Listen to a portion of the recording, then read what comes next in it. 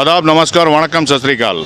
दोस्तों, मैं इस वक्त हमारे अंडमान निकोबार आइलैंड के जो म्यूनसिपल डिपार्टमेंट के जो हेड ऑफिस है उसके सामने मैं मौजूद हूँ। मेरा यहाँ पे आने का एक मकसद था कि मैं यहाँ पे जो है हमारे जो यहाँ का जो सेक्रेटरी सर है, पीबीएमसी के जो सेक्रेटरी सर है, मैं उनसे मिलने के लिए आया था। मेरा 4 सवाल था उनसे, चंद 4 सवाल था। सवाल तो 4 ही था, लेकिन बहुत इम्पोर्टेंट सवाल था। मैं दिन को भी आया था, एक 12:30 के लगभग में आया था, तो उस टाइम मुझे कहा गया सर से कि आप 3 से 4 के बीच में आइए मिलने के लिए। बट अभी मैं 3 से 4 के बीच में भी आया, अपॉइंटमेंट लेने के बावजूद भी अंदर में कोई भी बैठा नहीं है। सिर्फ एक हमारे यहाँ के टीडीपी के प्रेसिडेंट श्री मानिक राव सर जो है वो अंदर में अकेला बैठे हैं। लेकिन उनके पीए मुझे बुला कर बोल रही कि सर आपको मंडे आने के लिए बोल रहा है, क्योंकि अभी जो सर के पास में ये जो आप मेरे हाथ में जो लेटर आपको दिख रहा है, इस लेटर का जवाब उनके पास होगा ही नहीं। इसलिए मुझे मंडे, अभी ट्यूसडे, वेडनेसडे यही करेंगे। तो मेरा ये अभी ये बाहर खड़ा हो के जो मतलब ये रिकॉर्ड करने का मेरा ये मकसद है कि मुझे टाइम ही नहीं दिया जा रहा है, क्योंकि मैं उनसे ये क्वेश्चन करूँगा कि ये जो है एक्चुअली में ये क्या है। बोलने से ये एक जो हमारे यहाँ का जो एक म्यूनसिपल का एक स्टाफ है जिसका नाम है मिस्टर परवीन सिंह और उनके भाई है मिस्टर एसआई सुदीप सिंह। ये जो परवीन सिंह है ये किडनैपिंग एंड मनी एक्सटॉर्शन में 1 अप्रैल 2022 को जो है ये परवीन सिंह को अरेस्ट किया गया था पुलिस द्वारा। पहाड़गांव पुलिस के जो है 1 अप्रैल को इसको अरेस्ट किया गया था और इन्हें अरेस्ट करने के बाद में कोर्ट में प्रोड्यूस किया। उसके बाद में 2 और 3 तारीखों से रिमांड में रखा गया था और 4 तारीख को इन्हें बेल मिला था। तो आप लोगों को कोई मालूम होगा कि एक गवर्नमेंट सर्वेंट अगर 24 आवर्स या 48 आवर्स अगर ये पुलिस रिमांड में या पुलिस कस्टडी में रहता है तो उसे सस्पेंड या निलंबित कर दिया जाता है। लेकिन यहाँ पे जो है वो बिंदास के नौकरी कर रहा है और जो है अप्रैल का पेमेंट जो है मई में उठा भी लिया है। क्या ये हमारे म्यूनसिपल सेक्रेटरी सर को पता नहीं है? ये जो यहाँ के जो एसओ है जो मिस्टर तिवारी, उनका नाम भी इसमें इंक्लूड है, उन्हें पता नहीं है? क्योंकि इसके जो भाई साहब है मिस्टर सुदीप सिंह, वो है सैनिटरी इंस्पेक्टर। इस वजह से जो है पूरा का पूरा अंदर झोल चल रहा है, इनके ऊपर कोई एक्शन नहीं लिया जा रहा है। इसके बावजूद भी ये जेल में रहने के बावजूद, थाना में रहने के बावजूद 4 दिन से, लेकिन ये बराबर नौकरी पे कर रहा है। और दूसरी बात, हमको उन्हीं का डिपार्टमेंट से, उन्हीं के जो साथ वाले जो स्टाफ है वही बता रहे हैं कि सर ये तो महीना भर जो है नौकरी में आता भी नहीं है, सिर्फ पेमेंट का टाइम में अगल बगल में 1 आध दिन शकल दिखाता है। ये तो था मेरा फर्स्ट पॉइंट।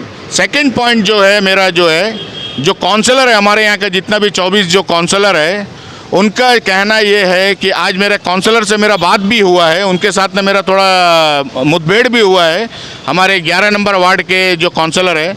तो उनसे मुझे पता चला है कि अभी काउंसिल बैठ के कम से कम 3 से 4 महीना हो गया है, लेकिन उन्हें कोई अभी तक का फंड जो है प्रोवाइड नहीं किया गया, उन्हें फ़ंड दिया ही नहीं है। तो वो सही बात है, अगर फंड नहीं देगा तो उस लोग काम कैसा करेगा वार्ड में? क्योंकि जनता जो है वो तो आके सैनिटरी इंस्पेक्टर या हमारे यहाँ के सेक्रेटरी को तो बोलेगा नहीं। वो तो जिसको चुन के लाए हैं, जो भी काउंसलर बनाए हैं, वोट देकर जिसे जीता है, जनता तो उसी को बोलेगी कि भाई हमारा ये काम नहीं हुआ, फुटपाथ नहीं बना, रोड में ये प्रॉब्लम है, रोड गड्ढा है, नाली टूटा हुआ है, जनता तो उसी को बोलेगी। लेकिन आज जब मैं काउंसलर से बात करने के बाद पता चला कि उन्हें फंड ही नहीं दिया जा रहा है, तो जब फंड ही नहीं मिलेगा तो वो क्या काम करेंगे, आप ही बताइए। और तीसरी बात यह है कि ब्लीचिंग पाउडर, मुझे अंदर से पता चला है कि मेरे सूत्रों से मालूम चला है कि जो ब्लीचिंग पाउडर जो पहले कुछ मतलब 25 टन की 25 ऐसी कुछ है टन में है, मुझे इतना क्लियर नहीं है, मतलब भूल गया मैं। लेकिन उसे भी जो है यहाँ के जो अकाउंटेंट वगैरह जो भी है वो बोलते कि वो कम कर दिया है। ब्लीचिंग पाउडर का जो क्वांटिटी है वो कम करके जो है दिया जा रहा है अभी। कि इसलिए अगर ब्लीचिंग पाउडर कम अगर आएगा तो फिर कहाँ से हमारे फुटपाथ वगैरह में जो काई लगा हुआ है, जो हमारे गली में जो काई वगैरह जो लगा हुआ है, वो कहाँ से सफाई होएगा? अगर उसे अच्छा से डालेगा, बारिश का सीजन आ गया, सब कुछ आ गया, आदमी गिर रहा है, फिसल रहा है, किसी का हड्डी टूट रहा है, किसी का फ्रैक्चर हो रहा है, तो कहाँ से वो काई सफाई होएगा? और तीसरी बात ये है कि स्ट्रीट लाइट जो हम लोग का जितना भी है स्ट्रीट लाइट जो लगा हुआ है यहाँ पे जो है गली गली में जो लाइट आज ज़रूरत है, क्योंकि मासूम बच्चे, औरत, माँ बाप, बूढ़े बुजुर्ग सब आते जाते हैं गली से, फुटपाथ से, रोड से, लेकिन लाइट है ही नहीं। और लाइट इसलिए नहीं है क्योंकि मुझे सूत्रों से ये भी पता चला है कि जो लाइट जो बनाने वाला जो लगाने वाला जो कंपनी है उसको जो है पीबीएमसी की तरफ से कई करोड़ रुपया दिया जाना है, लेकिन उसे नहीं मिल रहा है, वो पैसा नहीं दिया गया है करके अभी हमारे जो सैनिटरी जो ऑफिस है, जो हमारे यहाँ का जो भी काउंसलर के अंडर में जो भी आता है, उनके पास लाइट ही नहीं है, कोई खंबा में लाइट ही नहीं है।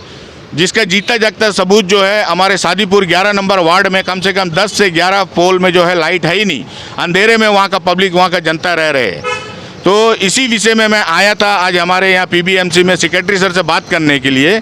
मैं 2 बार आ चुका हूँ, एक दिन को 12:30 बजे का टाइम में, एक अभी 3 बजे से आके बैठा हूँ। अभी जो टाइम हो गया 4:20, लेकिन मुझे टाइम नहीं दिया गया। मुझे बोला कि आप मंडे को आइए। तो इसका मतलब ये है कि आप लोग खुद ही समझ जाइए कि कितना बड़ा झोल है, क्योंकि उनके पास ये चीज़ का जवाब ही नहीं है।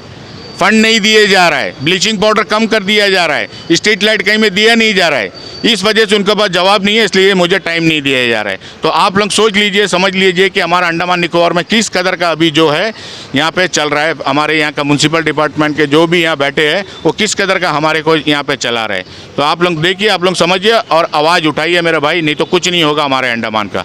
ओके, जय हिंद।